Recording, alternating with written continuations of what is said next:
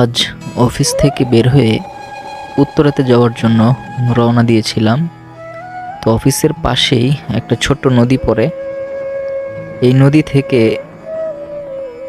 পার হয়ে ঠিক ওপারেই হচ্ছে উত্তরা।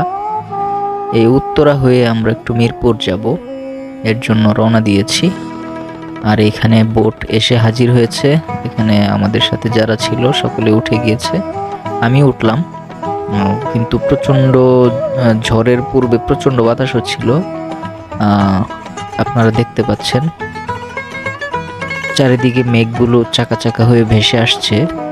মনে হচ্ছিল যেন দূরের বিল্ডিংগুলোতে এগুলো লেগে যাবে, এরকম মনে হচ্ছিল। তবু আমরা উঠে বসলাম সবাই। ওপারে যাওয়ার জন্য অনেকে অপেক্ষা করছে। আবার ওই